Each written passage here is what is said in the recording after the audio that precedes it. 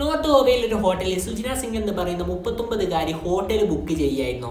Hotel book ചെയ്തത് ജനുവരി 6 മുതൽ ജനുവരി 10 വരെയായിരുന്നു. ബാംഗ്ലൂരിൽ നിന്നും സുജന സിംഗ് ജനുവരി 6-ന് 4 വയസ്സുള്ള തൻ്റെ മകനുമായി വരികയാണ്. മകനുമായി വന്ന റൂമിലോട്ട് പ്രവേശിച്ചു. പിറ്റേ ദിവസമായി ജനുവരി 7-ാം തീയതി രാത്രി തന്നെ ഇവർ റൂം വെക്കേറ്റ് ചെയ്യുകയാണ്. റൂം വെക്കേറ്റ് ചെയ്യുന്നത് ഇവർക്ക് നഷ്ടമായിരുന്നു. റിസപ്ഷനിൽ പോയിട്ട് പറയുകയാണ്, എനിക്ക് തിരിച്ചു പോകണം, ബാംഗ്ലൂരിലോട്ട് പോകണം, അതിനെക്കൊണ്ട് എനിക്കൊരു ടാക്സി ബുക്ക് ചെയ്ത് തരണം എന്ന് പറയുകയാണ്. അപ്പോൾ അവിടെയുള്ള ആൾക്കാരെല്ലാം നിങ്ങൾക്ക് സിമ്പിളായിട്ട് പെട്ടെന്ന് എത്താൻ പറ്റുന്നതോ അതുപോലെ തന്നെ നിങ്ങൾക്ക് കുറച്ച് ചിലവേറിയിട്ടുള്ള പരിപാടിയാണെങ്കിലും നിങ്ങൾക്ക് പെട്ടെന്ന് എത്താൻ പറ്റുന്നത് നിങ്ങൾക്ക് ഫ്ലൈറ്റ് മാർഗം പോകുന്നതായിരിക്കും എന്ന് പറയുകയാണ്. വേണ്ട, എനിക്ക് ടാക്സി മാത്രം മതി എന്ന് പറയുകയാണ്. അങ്ങനെ ജനുവരി 8-ാം തീയതി പുലർച്ചെ 1 മണിക്ക് ഇവർക്ക് ടാക്സി ബുക്ക് ചെയ്ത് കൊടുക്കുകയാണ്. ടാക്സി ബുക്ക് ചെയ്ത് കൊടുക്കുമ്പോൾ ഇവളുടെ അടുത്ത് ഒരു കനമേറിയ ഒരു സൂട്ട് കേസ് ഉണ്ട്. അത് മാത്രമല്ല ഇവളെ കയ്യിൽ ആ 4 വയസ്സുള്ള കുഞ്ഞില്ല. ഈ സൂട്ട് കേസ് എടുക്കാൻ ഇവൾ വളരെയധികം ബുദ്ധിമുട്ടിയിട്ടുണ്ടായിരുന്നു. എന്നിട്ട് ആ ടാക്സി കയറി പോവുകയാണ്. ഇവൾ അവിടെ നിന്ന് ചെക്കൗട്ട് ആയതുകൊണ്ട് തന്നെ ആ റൂം ക്ലീൻ ചെയ്യാൻ വേണ്ടി റിസപ്ഷനിൽ നിന്നും ആൾക്കാർ വിടുകയാണ്. റിസപ്ഷനിൽ നിന്നും ആൾക്കാർ പോയി നോക്കുമ്പോൾ അവിടെ കണ്ടത് ബെഡ്ഷീറ്റിലുള്ള രക്തം പൊതിഞ്ഞ രീതിയിലുള്ള ബെഡ്ഷീറ്റ്, അതുപോലെ തന്നെ വാഷ് ബേസിൻ്റെ അടുത്ത് കുറേ ബ്ലഡും കാര്യങ്ങളൊക്കെ ഉണ്ട്. ഇതൊക്കെ കൊണ്ട് തന്നെ ഈ ഇൻഫർമേഷൻ നേരെ പോലീസിനെ വിളിച്ച് പറയുകയാണ് ഹോട്ടലിലുള്ള ആളുകൾ. നേരെ പോലീസുകാർ വന്നിട്ട് അന്വേഷിക്കുന്നുണ്ട്. ഈ സുജന സിംഗിനെ നോക്കുകയാണെങ്കിൽ യുജിയും പിജിയും കാര്യങ്ങളെല്ലാം ചെയ്തത് കൊൽക്കത്തയിലായിരുന്നു. ഒരു ബംഗാളി സ്ത്രീ ആയിരുന്നു ഇവർ.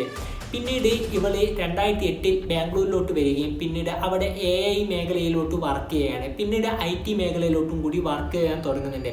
പിന്നീട് ഇവൾ 2010 അമേരിക്കയിലോട്ട് പോകുന്നുണ്ട്. അമേരിക്കയിൽ പോയിട്ട് പഠിപ്പും കാര്യങ്ങളെല്ലാം കഴിച്ചതിന് ശേഷം പിന്നീട് തിരിച്ചു വരുന്നുണ്ട്. 2010-ന് ഇവൾ എന്താക്കുന്നുണ്ട്, കേരളത്തിലുള്ള ഒരാളുമായി വിവാഹം കഴിക്കുകയാണ്.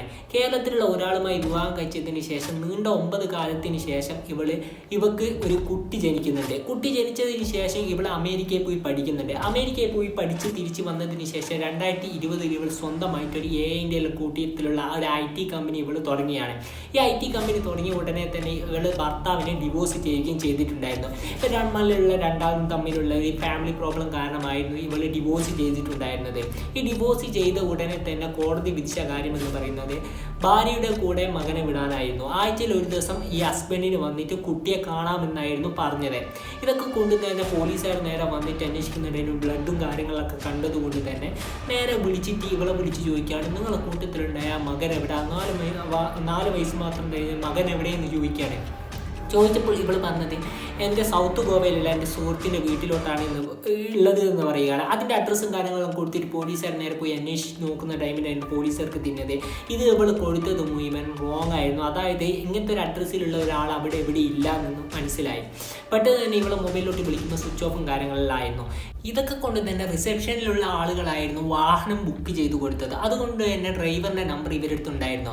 പെട്ടെന്ന് തന്നെ പോലീസ് പോയിട്ട് ആ ഡ്രൈവറിനെ കോൺടാക്ട് ചെയ്യാണ്. കോൺടാക്ട് ചെയ്തിട്ട് ഇവനോട് ചോദിക്കുകയാണ്, ഞങ്ങൾ ഇങ്ങനെ പോലീസാണ്, അവർ ഇങ്ങനെ ഒരു കുറ്റകൃത്യം ചെയ്ത വ്യക്തിയാണ് എന്ന് പറയുകയാണ്. നിങ്ങൾ കറക്റ്റായിട്ട് ഇപ്പോൾ എവിടെ എത്തിയെന്ന് ചോദിക്കുകയാണ്. ഞങ്ങൾ ഏകദേശം കർണാടക ബോർഡർ ക്രോസ് ചെയ്തു, കറക്റ്റ് സ്ഥലം ചിത്രകുത്ത എന്ന് പറയുന്ന സ്ഥലമാണ് എന്ന് പറയുകയാണ്. അവിടെയുള്ള പോലീസ് സ്റ്റേഷനിലോട്ട് ഞങ്ങൾ വിളിച്ച് പറഞ്ഞിട്ടുണ്ട്, നിങ്ങൾ പെട്ടെന്ന് തന്നെ പോലീസ് സ്റ്റേഷനിലോട്ട് പോവുക എന്ന് പറയുകയാണ്. പെട്ടെന്ന് തന്നെ ഗോവൻ പോലീസ് നേരെ അവിടെയുള്ള പോലീസുകാരുമായിട്ട് ബന്ധപ്പെടുകയാണ്. ബന്ധപ്പെട്ടതിന് ശേഷം അവിടെ പോലീസ് സ്റ്റേഷനിൽ എത്തിയതിന് ശേഷം വാഹനം മുഴുവൻ പരിശോധിക്കുകയാണ്. വാഹനം പരിശോധിക്കുന്ന ടൈമിലായിരുന്നു ആ ബാഗ് കണ്ടെത്തിയത്. ആ ബാഗ് തുറന്നു നോക്കിയപ്പോൾ ആ ബാഗിൻ്റെ അകത്ത് ആ കുഞ്ഞ് മരണപ്പെട്ട രീതിയിലായിരുന്നു കാണാൻ കഴിഞ്ഞ പോലീസുകാർക്ക്.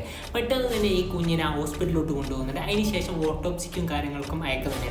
അതിനുശേഷം ഗോവൻ പോലീസും കാര്യങ്ങൾ എത്തിയതിന് ശേഷം അവിടെ വെച്ച് തന്നെ ഇവളെ ക്വസ്റ്റ്യൻ ചെയ്യുകയാണ്.